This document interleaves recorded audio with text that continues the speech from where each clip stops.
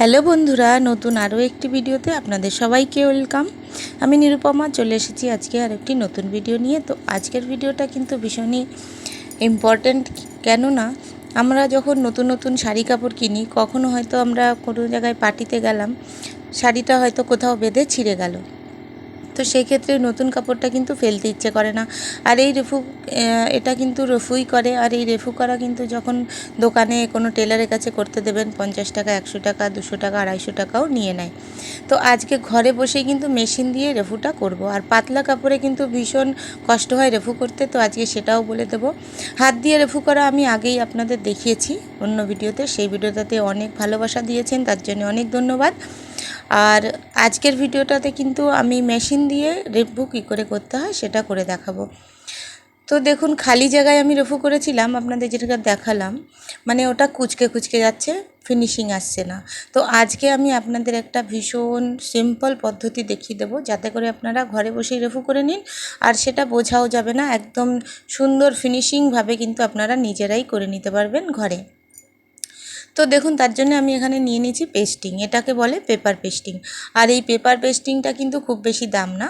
আর যাদের কাছে paper pasting নেই, তারা এই ধরনের মানে যে নিউজ পেপারগুলো হয়, সেই নিউজ পেপার এইভাবে ডবল ভাঁজ করে দিয়ে নিতে পারেন, কোনো অসুবিধা নেই।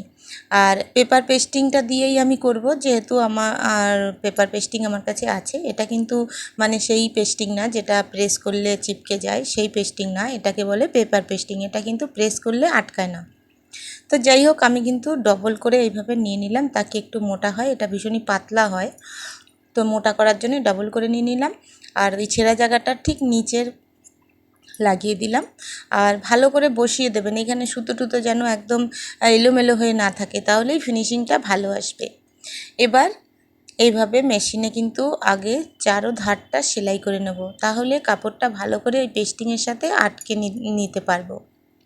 তো ভালো করে আটকে নিলে তারপরেই কিন্তু রেফুটা খুব ভালো হবে।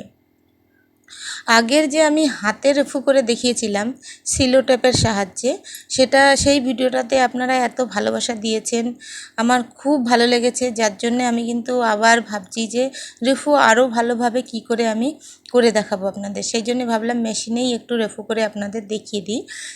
অনেকেই আছেন যে হাতে করতে পারছেন না, ফিনিশিং আনতে পারছেন না, তবে মেশিন আছে কাছে, তবে তারা মেশিন দিয়েই করতে পারেন। আর খুব হাতে কিন্তু দেরি হয়, মেশিনে করলে খুব তাড়াতাড়ি হবে। আর এইভাবে কিন্তু করতে হবে। আমি এখানে একটু টেকনিক দেখাই, যে এই যে মেশিনের যে চাপটা আছে, আমাদের এটা যুগি মেশিন বলে, এটা উপরে চাপ, আর কালো মেশিনগুলোতে কিন্তু নিচের দিকে চাপ থাকবে।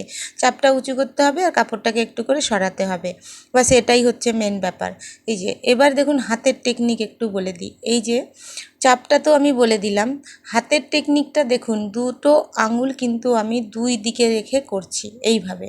তো পুরো হাতটাকে, কাপড়টাকে চেপে ধরতে হবে পুরো হাতটা দিয়ে, আর দুটো আঙুল দিয়ে দুই দিকে টান রাখতে হবে, যেন কাপড়টা কুঁচকে চলে না আসে।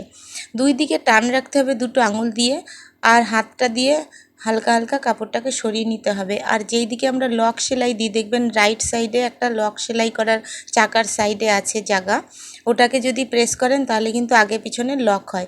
তো সেটা দিয়ে কিন্তু আগে পিছনে করে এই রেফুটা করতে পারেন। তাহলে বন্ধুরা দেখুন, আমি কিন্তু রেফু করে দিয়েছি খুব কম সময়ের মধ্যে। আর পেস্টিংটাকে কেটে আমি পরিষ্কার করে দিচ্ছি, এটা ধুয়ে দিলে কিন্তু একদমই রিমুভ হয়ে যাবে। তো এখানে দেখুন কেমন হয়েছে, আর এখানে আমি পেস্টিং দিয়ে করেছি কেমন হয়েছে। বন্ধুরা অবশ্যই কমেন্ট করে জানাবেন রেফুটা কেমন হয়েছে, লাইক করতে ভুলবেন না। আর যারা এখনও আমার চ্যানেলটি সাবস্ক্রাইব করেননি, অবশ্যই সাবস্ক্রাইব করে নেবেন এই ধরনের আরও নতুন নতুন ভিডিও দেখার জন্যে। আর সকলের সাথে শেয়ার করে দেবেন, বলা যায় না ভিডিওটা কার উপকারে আসে। তো বন্ধুরা, পুরো ভিডিওটা দেখার জন্যে থ্যাংক ইউ সো মাচ। আজকের মতন এই অবধি।